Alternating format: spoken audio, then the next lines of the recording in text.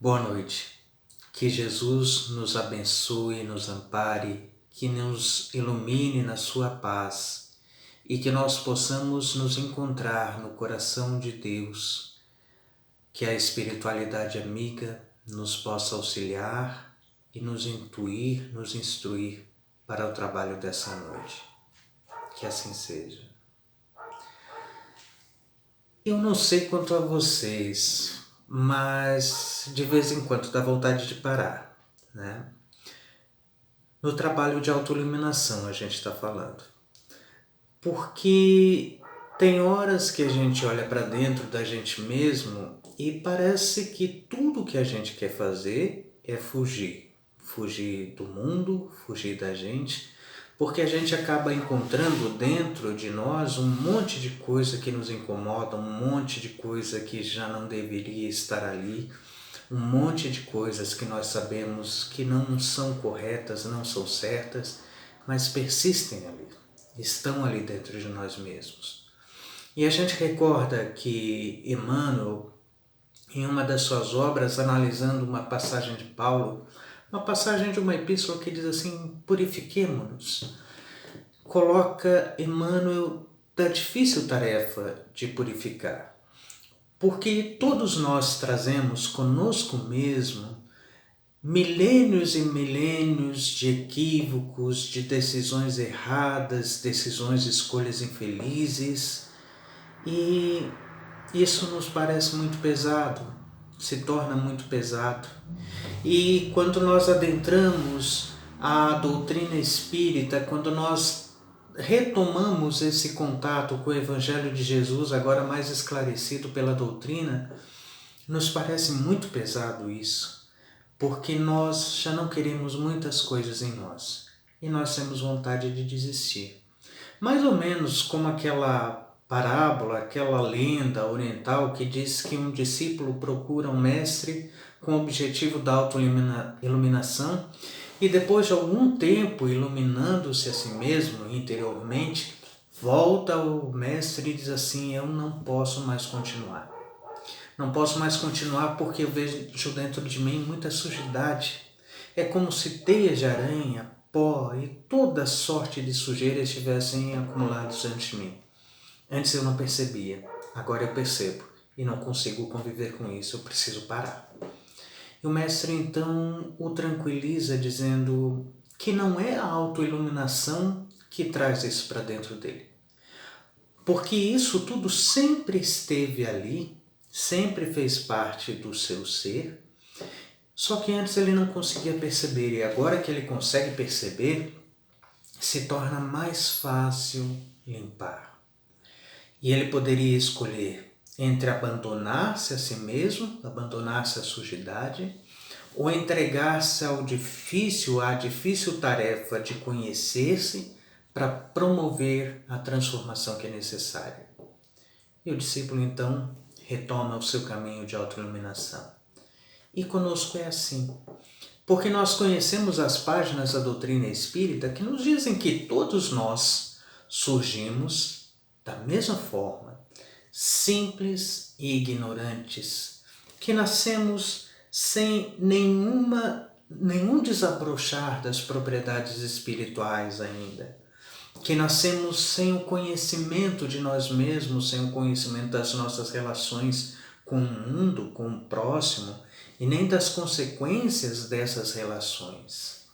Nós ouvimos as páginas, lemos as páginas do Evangelho segundo o Espiritismo, quando a espiritualidade nos diz que na evolução do mundo, na evolução do homem, o homem no princípio só tem instintos, depois mais amadurecido surge-lhe a intelectualidade, a inteligência, mais maduro ainda surge a razão, mais maduro e aperfeiçoado surgem os sentimentos e o ponto alto, culminante, nobre dos sentimentos é a caridade. Nós passamos então a observar exemplos de espíritos que passaram por aqui antes de nós ou ao mesmo tempo de nós todos e encontraram o caminho dessa iluminação, e nós olhamos para todos eles e nos sentimos profundamente infelizes. Temos, por vezes, vontade de desistir, vontade de largar tudo e vontade de fugir de nós mesmos, de nos escondermos de nós mesmos, porque nos dói ainda perceber o que nós trazemos dentro de nós mesmos. Nós falamos muito sobre a questão da evolução e apresentamos as páginas consoladoras da doutrina espírita àquele que nos vem buscar em busca de orientação, porque encontra-se infeliz, porque encontra-se triste, porque encontra-se angustiado. E nós dizemos, com sinceridade e de coração aberto, de que existe um processo de evolução, de que todos nós evoluímos, de que todos nós chegaremos fatalmente um dia à perfeição. Mas vejam bem que interessante. Essas palavras servem de consolo para o próximo, mas parecem não consolar a nós mesmos, porque nós nos sentimos muito pesados, às vezes, no convívio conosco mesmos. E seria de perguntar qual o motivo disso? Por que tanta angústia nessa convivência com as nossas dificuldades todas, com os nossos deslizes, com a nossa imaturidade? Nós encontramos Paulo de Tarso em uma das suas epístolas, dizendo na carta aos Romanos, uma coisa muito interessante. Ele diz o seguinte: porque o bem que eu quero, verifico, pois, esta lei. Quando quero fazer o bem, é o mal que se me apresenta. Porque o bem que eu quero fazer, esse eu não faço. Mas o mal que eu não quero, esse eu ainda faço. E nós conhecemos a história de Paulo. Nós sabemos de todas as lutas, de todas as batalhas constantes dele com ele mesmo na busca dessa melhoria e dessa transformação. Nós vemos a difícil decisão de buscar a integração com ele mesmo, a princípio por 3 anos no deserto, ele que era esperança de uma raça, doutor da lei, e que de repente torna-se um tecelão em meio ao deserto, vivendo em meio à profunda solidão para que pudesse refletir na companhia dele para com ele mesmo. E assim nós vemos esse ser que aos poucos vai travando o combate, o bom combate, e que aos poucos vai vencendo a si mesmo. A doutrina espírita nos coloca que todos nós chegaremos fatalmente a um degrau de perfeição, de que todos nós venceremos as nossas mazelas, as nossas dificuldades todas, e que todos nós um dia estaremos mais perto de Deus. E embora nos pareça que por vezes baste apenas a nós adentrarmos as casas espíritas, adentrarmos aos templos, fazermos as nossas preces para que tudo isso se resolva em nós, vemos que isso não se resolve facilmente. Porque dizia Jesus, nem todo aquele que diga Senhor, Senhor entrará no reino dos céus, mas sim todo aquele que faça a vontade de meu Pai que está nos céus. E aí nós vamos mais uma vez nos perguntar o que vem a ser esse reino dos céus a que se refere Jesus. E vemos mais uma vez ele dizendo que o reino dos céus não vem com aparências exteriores, que não está no sul, no norte, que não vem amanhã, que não vem depois, mas que está aqui agora, nesse instante, dentro de cada um de nós.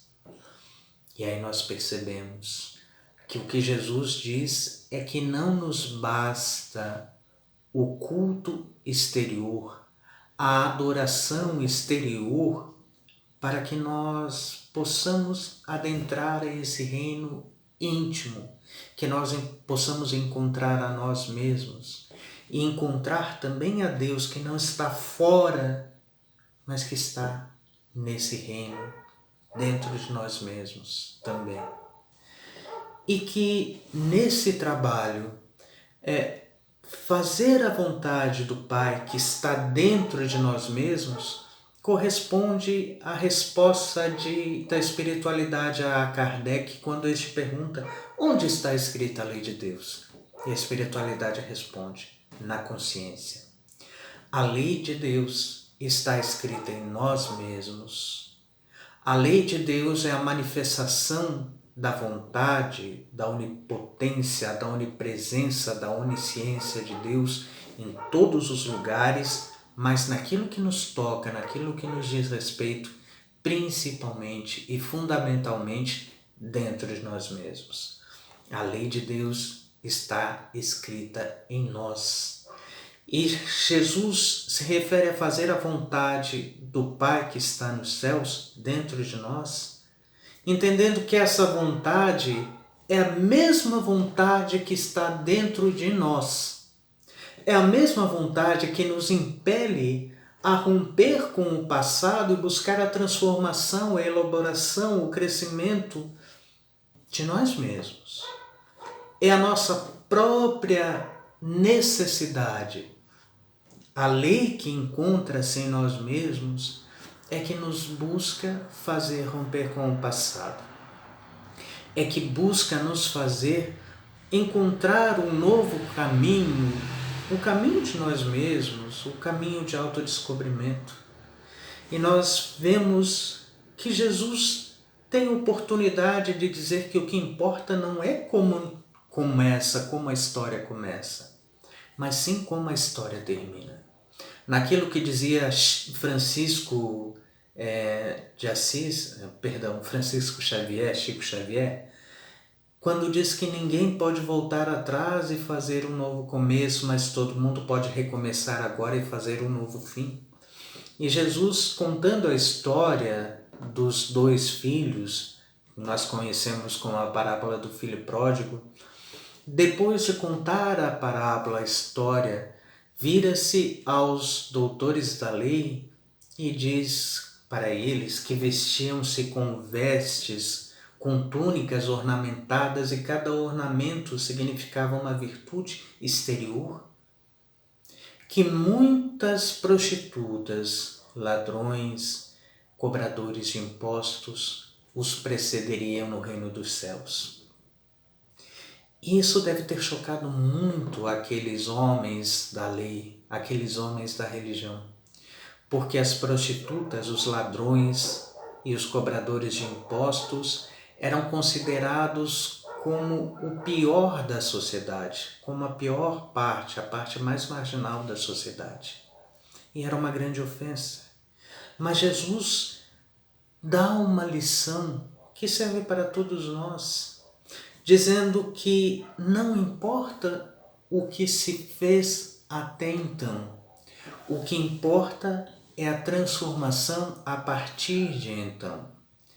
E que muitos daqueles que cometeram erros os mais diversos, os mais difíceis, muitas vezes são aqueles que despertam mais rapidamente para adentrar ao reino da própria consciência, ao reino da própria libertação, para buscar a transformação íntima, para buscar a iluminação e romper de vez com um homem velho, naquele conceito de Paulo de Tarso, quando diz que chegado a esse ponto, já não sou eu quem vivo, mas é o Cristo que vive em mim.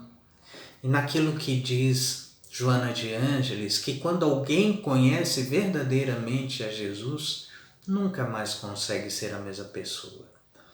Porque conhecer Jesus não se refere a conhecer o personagem bibliográfico, o personagem histórico, mas significa conhecer tudo o que Jesus representa para a nossa transformação. Naquilo que diz a espiritualidade, a Kardec no Livro dos Espíritos, dizendo que Jesus é um modelo e guia, o tipo mais perfeito que Deus tem oferecido para modelo para a humanidade. Esse modelo, quando nós passamos a conhecer, nos leva a uma profunda transformação, porque nos leva a um combate profundo também conosco mesmos.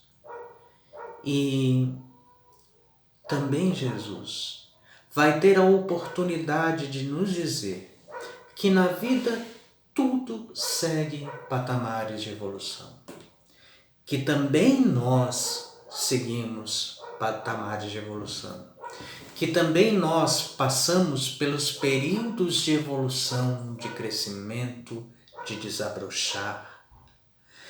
E Emmanuel vai ter oportunidade de comentar no livro Caminho, Verdade e Vida, capítulo 102, em uma mensagem chamada O Cristão e o Mundo, sobre uma frase muito consoladora de Jesus com relação às nossas existências. Não as nossas existências físicas, mas a nossa existência de espírito imortal.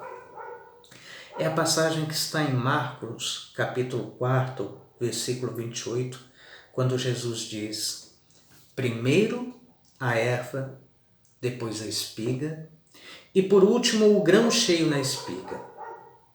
E comenta Emmanuel: ninguém julgue fácil a aquisição de um título referente à elevação espiritual. O mestre recorreu sabiamente aos símbolos vivos da natureza, favorecendo-nos a compreensão. A erva está longe da espiga, como a espiga permanece distanciada dos grãos maduros. Nesse capítulo, o mais forte adversário da alma que deseja seguir o Salvador é o próprio mundo. Quando o homem comum descansa nas vulgaridades e inutilidades da existência terrestre, ninguém lhe examina os passos. Suas atitudes não interessam a quem quer que seja. Todavia, em lhe surgindo no coração a erva tenra da fé retificadora, sua vida passa a constituir o objeto de curiosidade para a multidão. Milhares de olhos que o não viram quando desviado na ignorância e na indiferença, seguem-lhe agora os gestos mínimos com acentuada vigilância. O pobre, aspirante ao título de discípulo do Senhor, ainda não passa de folhagem promissora e já lhe reclamam as espigas das obras celestes. Conserva-se ainda longe da primeira penugem das asas espirituais e já se lhe exigem voos supremos sobre as misérias humanas. Muitos aprendizes desanimam e voltam para o lodo, onde os companheiros não os vejam. Esquece-se o mundo de que essas almas ansiosas ainda se acham nas primeiras esperanças e, por isso mesmo, em disputas mais ásperas por rebentar o casulo das paixões inferiores na aspiração de subir, dentro da velha ignorância que lhe é característica. A multidão só entende o homem na animalidade em que se compraz ou então, se o companheiro pretende elevar-se, lhe exige de pronto as credenciais positivas do céu, olvidando que ninguém pode trair o tempo ou enganar o espírito de sequência na natureza. Resta ao cristão cultivar os seus propósitos sublimes e ouvir o Mestre. Primeiro a erva, depois a espiga e, por último, o grão cheio na espiga.